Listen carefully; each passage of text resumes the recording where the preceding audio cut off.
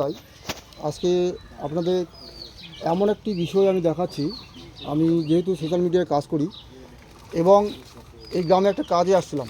কাজে আসার পর একটা অভিনব একটি জনকল্যাণমূলক কাজের বিষয় দেখতে পেলাম, যেটা আমার জানা ছিল না এবং ওনারা হয়তো ভিডিও করতে দিচ্ছিলেন না, কিন্তু আমি আমার অনুরোধে ওনারা সেই ভিডিওটা করতে রাজি হয়েছেন। যেহেতু আপনারা দেখতে পাচ্ছেন এই অবস্থা কিন্তু ভোটের মরশুম। অনেক হয়তো এই বিষয়টা দেখলে ভাববেন যে এটা ভোটের জন্য, তা কিন্তু নয়। এখানে কোনো রাজনৈতিক, কোনো জাতি, বর্ণ, ধর্ম নির্বিশেষে কোনো বিষয় এখানে নেই। এরা শুধু একটি অর্থ সংগ্রহ করে নিজেদের মধ্যে থেকে কিছু দুস্থ পরিবার, যারা একদম কি বলবো আর, যে একদম এতিম লোক, যদিও বা রেশন পান, কিন্তু সেই রেশন দিয়ে তো আমাদের সেই সমস্ত পরিবার সম্ভব নয় সংসার প্রতিপালন করা। এনাদের যে মাথায় এইভাবে যে একটা অভিনব একটা প্রকল্প যে নিয়েছেন, সেটা আমি ওনাদের কাছে জিজ্ঞাসা করবো, ওনার যে আছে আর কি। দর্শক, আপনারা এরকম কাজ হয়তো আমার প্রথমে লাইভ করার বা আমার ভিডিও করার বিভিন্ন জায়গায় গিয়েছি, প্রথম দেখলাম। এবং সেই যে মা একজন দাঁড়িয়ে আছেন, এই যে দেখতে পাচ্ছেন, আমি ওনার নাম জিজ্ঞাসা করবো, অবশ্যই করবো। এবং বহু রকম মানুষ কিন্তু সমাজসেবামূলক কাজের সঙ্গে যুক্ত বা সমাজসেবামূলক কাজ করে, কিন্তু এইখানে বিষয়টা কিন্তু সমস্ত আলাদা। নেটি দুর্বল রে, কেটে গেল। শ্রী নারায়ণচন্দ্র রায়। দর্শক, আজকে আমি বিষয় আপনাকে তুলে ধরছি বা দেখাচ্ছি, যেটা আমার ভিডিও করতে প্রথম লাইভে দেখলাম। এই গ্রামে আসলাম ভিডিও করতে একটা বিষয় নিয়ে। সেখানে এসে দেখতে পেলাম কিছু ভাই, তারা দুস্থ পরিবারদের জন্য গ্রামে গ্রামে টোটো নিয়ে তাদের কিছু অর্থ সাহায্য, কিছু সামগ্রী সাহায্য করার জন্য বেরিয়ে পড়েছেন। আমি গ্রামে দেখতে পেলাম। আমি গ্রামে দাঁড়িয়ে আসে দেখলাম এই অভিনব একটা একটা সমাজ সেবামূলক কাজ, যেটা আমার চোখে পড়লো এসে। আমি নাম বলে দিচ্ছি। এবার আমি আগে জিনিসটা দেখাচ্ছি। এই যে সামগ্রী দিয়ে টোটো করে নিয়ে তারা কিন্তু বেরিয়ে পড়েছে, কিন্তু যে কে দুস্থ পরিবার। তো দর্শক, আমি নামটা শুনে নেই। এই যে এটা যে মাথার মধ্যে অভিনব যে আপনাদের একটা সমাজসেবামূলক কাজের যে একটা মাথা তৈরি হলো, এটার উদ্যোক্তাটা কে? এটা উদ্যোক্তা হচ্ছে আমাদের একটা বিশেষভাবে আলোচনা হয়। আলোচনার মাধ্যমে আমরা বন্ধু বান্ধবের মধ্যে আর কি 30 জন মিলে একটা যুব কমিটির একটা কমিটি তৈরি করা হয়। সেই কমিটির নাম দেওয়া হয় রহমত ভান্ডার। আচ্ছা।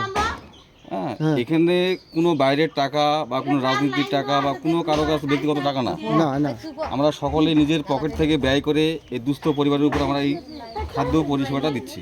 আচ্ছা, যেটা আগামী দিন তো চলতেই থাকবে? হ্যাঁ, অবশ্যই চালাবো। প্রত্যেক মাসে এইভাবে আমরা আসবো। এই বাড়িগুলো তো আবার আসবেন না, আবার পরবর্তী এই বাড়িগুলো থাকবে, তার সঙ্গে আরও অনেক বাড়বে, আরো বাড়ি বেশি হবে। আরো হয়তো অনেকে জানে না, নতুন যেভাবে লিস্ট আসবে, আমরা সেই লিস্ট অনুযায়ী আমরা পৌঁছে যাবো সেই গ্রামে। আচ্ছা। আপনারা যা দেখতে পাচ্ছি, আপনাদের তেল থেকে শুরু করে, সাবান থেকে শুরু করে, এবং সাপ থেকে শুরু করে,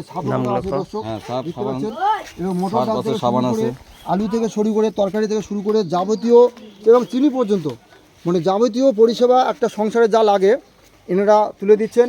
আমাদের এক অত্যন্ত দুস্থ পরিবারের এক মা। এই যে দেখুন, আপনার নাম কি দিদি? নুন্নাহার বেওয়া। নুন্নাহার বেওয়া। আচ্ছা, আপনাদের এই যে জিনিসগুলো দিচ্ছে আপনাদেরকে, আপনাদের ভালো লাগছে না? গরিব মানুষ, আপনার তো খুব সংসার চালানো খুব মুশকিল, তাই না? যদি এই যে দেখতে পাচ্ছেন দর্শক, এটা একটা অভিনব একটা, এবং আমি আমার এটা ব্যক্তিগত মত থেকে বলবো, যদি আপনারা কেউ মনে করেন যে এনাদেরকে সাহায্য করবেন, আমি শুনে নিই ওনাদের যে আছেন, যে তারা অপরের সাহায্য তারা নেবেন কিনা, সেটা আমি শুনে নিচ্ছি। দেওয়ার পর দেখতে পাচ্ছেন প্রচুর আলু পর্যন্ত, পেঁয়াজ পর্যন্ত, একটা সংসারের যা লাগে, অভিনব।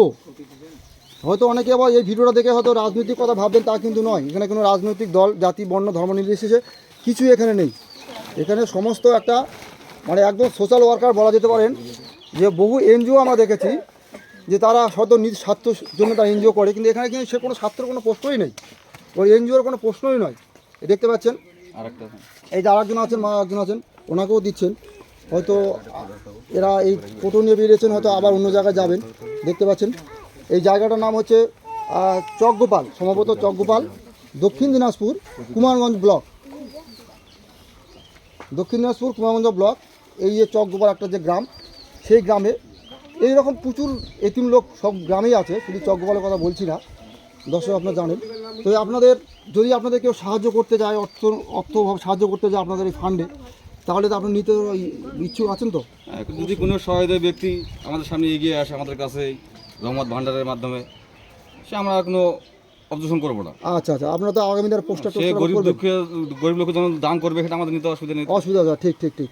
হ্যাঁ, এনাদের নিতে কোনো অসুবিধা না। আপনারা সত্যি একের মানে 10-এর বোঝা, মানে একজনের মানে একজনের 10-এর বোঝা যদি করা যায়, তাহলে এরকম মহৎ কাজ কিন্তু বহু কিন্তু দিন থাকবে, এবং বহু মহৎ কাজ কিন্তু হয়তো দেখা যাচ্ছে যে ইনাদেরকে দেখে অনুপ্রাণিত হয়ে হয়তো প্রত্যেকটা মৌজায়, প্রত্যেকটা ব্লকে, পঞ্চায়েতে হয়তো এরকম দল হয়তো তৈরি হবে। এই যে একটা উদ্যোগ, এই উদ্যোগটা সাধুবাদ জানাতেই হবে, মানে এটা অভিনব। আমার প্রথমে লাইভে বহু জায়গা ভিডিও করে দেখেছি প্রত্যন্ত জেলাগুলোতে, কিন্তু এই যে একটা উদ্যোগ যারা নিয়েছেন, যে কিছু মানুষ আছে যারা কাজকর্ম করতে পারে না, তাদের সংসারে চলে না, তারা কিন্তু খুঁজে খুঁজে বের করে নিয়েছে বাড়ি বাড়ি গিয়ে এই কাজগুলো বা এই যে মহৎ কাজটা দেওয়ার, এটা কিন্তু আর অভিনব প্রয়াস এবং অসাধারণ অসাধারণ। এবার দিচ্ছেন আরেকবার মা, আপনার নামটা কি?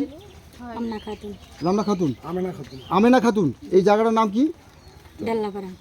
ডাল্লাপাড়া, চকগোপাল। এটা কুমারগঞ্জ ব্লক, দক্ষিণ দিনাজপুর। দর্শক দেখি এবার কোথায় যাচ্ছেন ওনারা, সঙ্গে সঙ্গে আমি যাওয়ার চেষ্টা করব আপনাদের আপডেট দেওয়ার জন্য। নমস্কার, ভালো থাকবেন।